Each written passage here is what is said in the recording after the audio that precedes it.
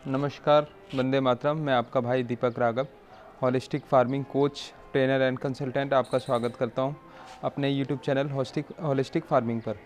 आज का हमारा विषय है सॉइल फर्टिलिटी, जिसको हिंदी में मृदा उर्वरकता के नाम से जानते हैं, या अपनी ब्रज भाषा में हम कहें तो मिट्टी में कितनी जान है, मिट्टी में कितनी ताकत है, मिट्टी में अनाज उत्पन्न करने की क्षमता है या नहीं है, मिट्टी में कितने पोषक तत्व हैं। हम इसको इस तरीके से कुछ समझ सकते हैं।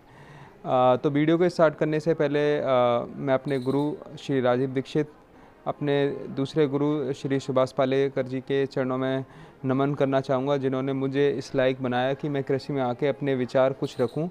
और मैं सभी भाइयों से चाहूँगा कि इसके बारे में अगर कोई व्यक्ति गहराई से जानना चाहता है तो मेरे गुरु श्री सुभाष पालेकर जी को भी सुने। तो हाँ, अब ये जो सॉइल फर्टिलिटी की बात है, अब ये कहाँ से आ गई, क्योंकि पहले तो भारत के लोग इस बारे में सोचते भी नहीं थे।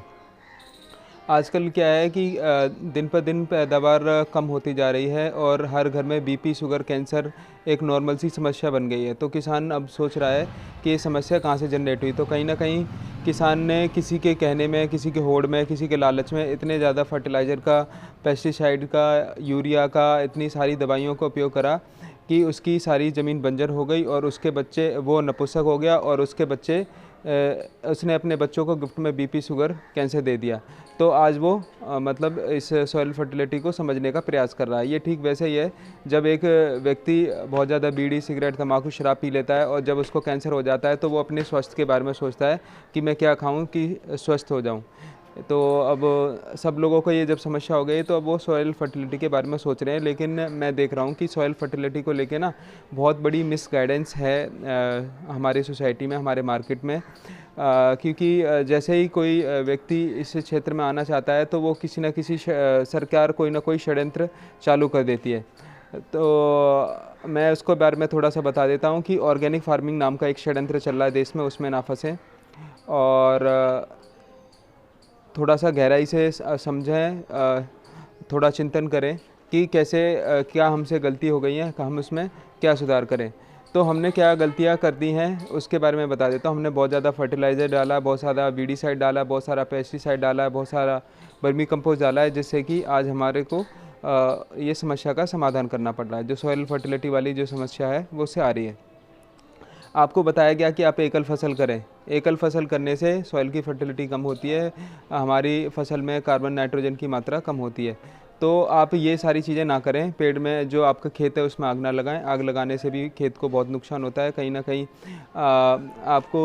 आपका खेत या आपका जो जीवन है वो 5 साल पीछे चला जाता है, हम पास्ट में चले जाते हैं, क्योंकि उससे हमारा नुकसान हो जाता है। जो हमारे लिए अन्न को पकाते हैं, जो हमारे को अन्न देते हैं, आप उन्हीं को जला देते हैं। और ये बातें आपके पास कहाँ से आई ये मुझे भी जानकारी नहीं है। तो अब मैं आपसे विनम्र निवेदन करना चाहूँगा, जो मैंने आपको चीज़ें बताई हैं उनको ना करें, आज ही स्टॉप कर दें। जिससे जैसे chemical fertiliser, weedicide, pesticide, vermi compost, एकल फसल और पेड़ काटने से भी सॉइल की फर्टिलिटी बहुत घटती है। तो ये कुछ कारण हैं जिससे कि आपकी सॉइल फर्टिलिटी घटती है। आज से ही इसको बंद कर दें, अभी से ही इसको बंद कर दें। क्या करें सॉइल फर्टिलिटी के बारे में मैं ये आपको बताता हूँ। तो गाय के बिना अगर कोई सॉइल फर्टिलिटी की बात करता है तो इसका मतलब वो आपके साथ बेईमानी कर रहा है। तो गाय के बिना सॉइल फर्टिलिटी की बात हो ही नहीं सकती। तो एक फार्मूला है रीजनरेटिव फार्मिंग में, आजकल विदेश के लोग अप्लाई कर रहे हैं और जो कि भारतवर्ष में पहले भी हुआ करता था कि अगर कुछ भी खेत में पोषक तत्व की कमी हो जाया करती थी तो उसको गाय से चरवा दिया करते थे। गाय उसको चरती थी, वहीं पे गोबर करती थी और वहाँ से ही जीवाणु बनते थे और उससे सॉइल की फर्टिलिटी बढ़ती थी। तो एक व्यक्ति हैं राजस्थान में, कान सिंह निर्माण, जो मैंने आपको तरीका बताया है कि गाय को खेत में चराने से सॉइल फर्टिलिटी बनती है। पूरे भारतवर्ष में उन्होंने इसके ऊपर बहुत काम किया है। कान सिंह निर्माण जयपुर राजस्थान से, आप उनके बारे में सर्च कर सकते हैं, जानकारी ले सकते हैं। तो सबसे बड़ा तरीका जिसको पूरा विश्व, भारत नहीं पूरा विश्व उपयोग कर रहा है सॉइल फर्टिलिटी बढ़ाने के लिए, वो है देसी गाय को अपने खेत में चराना, है ना, जिसको आजकल के लोग रीजनरेटिव फार्मिंग के नाम से जानते हैं। फिर दूसरा है मियावाकी जी जो कि जापान से हैं, उन्होंने सॉइल फर्टिलिटी के ऊपर बहुत ज़्यादा काम किया है और भारतवर्ष में मियावाकी फॉरेस्ट के नाम से बहुत सारे लोग लगा रहे हैं। तो उन्होंने ये कहा है कि अगर हम सॉइल फर्टिलिटी को बढ़ाना चाहते हैं तो हम चारों तरफ पेड़ लगाएं। पेड़ कौन से लगाएं? लोकल वृक्ष लगाएं, जंगली वृक्ष लगाएं जो आपके आसपास में हैं।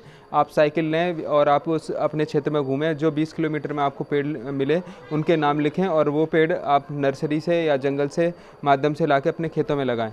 तो ये दूसरा तरीका है सॉइल फर्टिलिटी बढ़ाने का। इसके बारे में कोई सरकारी तंत्र नहीं बताएगा, तो आपसे दोबारा निवेदन है कि इस तंत्र से बचें। और फिर तीसरा कारण है मल्चिंग। मल्चिंग को आच्छादन बोलते हैं। इसका मतलब होता है कि ज़मीन को ढक के रखना। एक फुकुओका जी हैं, उन्होंने अपना पूरा जीवन इसमें लगा दिया। वन स्टोर रिवोल्यूशन के नाम से एक किताब है, पुस्तक है, आप उसको पढ़ सकते हैं। और उस पुस्तक में उन्होंने यही बताया कि अगर हम सॉइल फर्टिलिटी को बढ़ाना चाहते हैं तो आच्छादन करें, मल्चिंग करें। और हमारे गुरु सुभाष पालेकर जी ने भी बताया, क्योंकि धरती हमारी माता है और माता को नग्न अवस्था में नहीं छोड़ा जा सकता। ये आपको समझना पड़ेगा, तभी आपकी जो कार्बन की मात्रा बढ़ेगी और बैलेंस हो गए, है ना, सारे जीवाणु वापस आएंगे।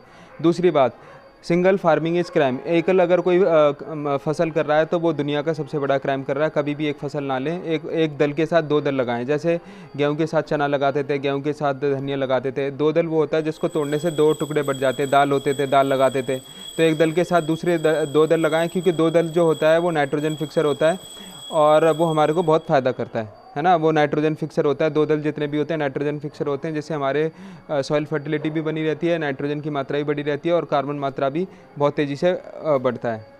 फिर हम कुछ ऐसा करें जैसे कि हमारे मधुमक्खियाँ हैं, तितलियाँ हैं, जंगली जानवर आएँ, छोटी छोटी गिलहरियाँ आएँ, तो पेड़ लगाएंगे तो आप ऐसा हो जाएगा। और एक है बायोलॉजिकल पेस्ट मैनेजमेंट, उसके बारे में बता देता हूँ कि जब भी आप कोई भी फसल लगा रहे हैं तो वहाँ पीला फूल, गेंदा, सूरजमुखी लगा सकते हैं। और अगर गेहूँ लगाते हैं तो आप उसमें सरसों लगा सकते हैं। तो पीले फूल क्या है, कीट को अट्रैक्ट करते हैं और हमारी फसल को, हमारी जो मेन फसल है वो बच जाती है। तो आप ये जो मैंने बायोलॉजिकल पेस्ट मैनेजमेंट बताया है, इसको आप उपयोग करें। धीरे धीरे से हम हर पार्ट को तोड़ के अलग अलग वीडियो बनाएंगे। तो आज के लिए इतना ही। अब इसके सॉइल फर्टिलिटी का हम दूसरा पार्ट लेके आएंगे, जिसमें हम आपको और भी अधिक जानकारी देंगे। वंदे मातरम।